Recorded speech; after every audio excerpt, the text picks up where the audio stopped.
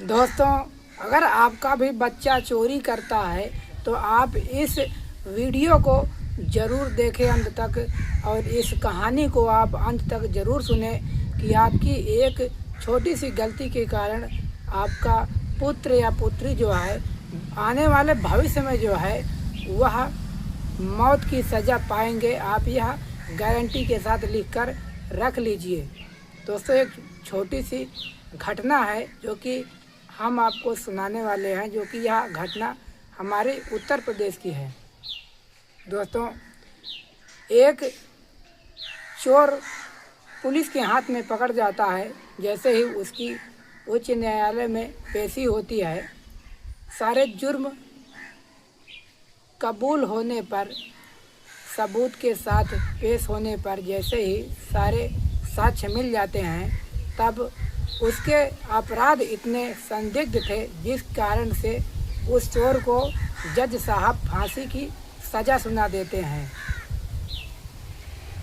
इसके बाद जैसे ही 2-4 दिन का टाइम तो लगता ही है फांसी में, जैसे ही उस चोर की फांसी की घड़ी नज़दीक आने लगती है, तब किसी भी कैदी को फांसी की सज़ा देने से पहले उससे पूछा जाता है कि आखिरकार आप किसी से मिलना तो नहीं चाहते, आप किसी से बात तो नहीं करना चाहते, या आपकी ख्वाहिश क्या है। उसकी जो है कुछ पूर्ण करने वाली इच्छाएं जो है पूर्ण की जाती हैं।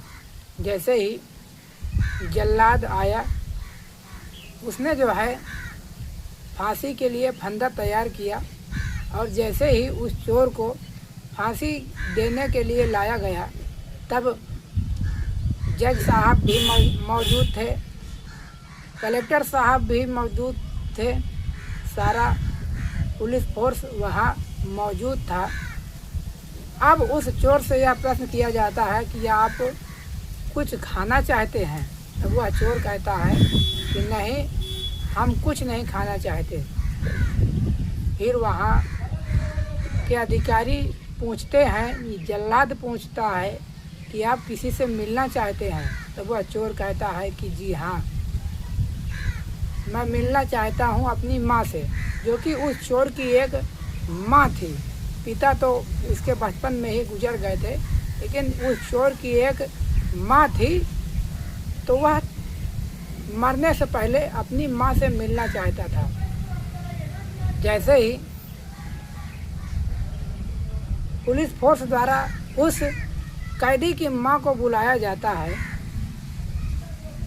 और थोड़ी देर के लिए उस कैदी को छोड़ दिया जाता है कि आप माँ से अपने मिल लीजिए। वह कैदी जाता है, अपने माँ से मिलता है, उनके चरणों में प्रणाम करता है। उस चोर के आंखों में आंसू थे, क्योंकि उसको मरने का कोई गम नहीं था, लेकिन माँ से एक शिकायत थी।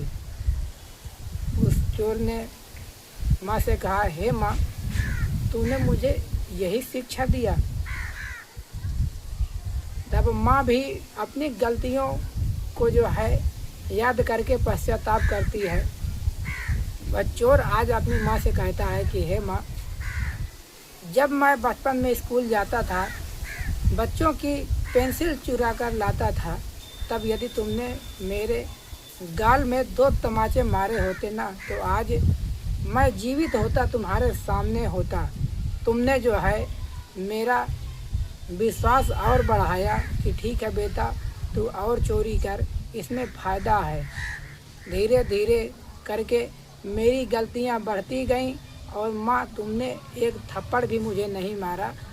आपका यही लाड़ और आपका यही प्यार आज मेरी मृत्यु तक पहुँचा है।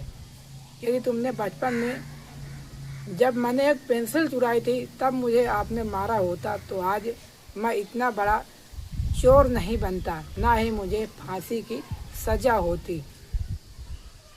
माँ फूट फूट कर रोने लगती है।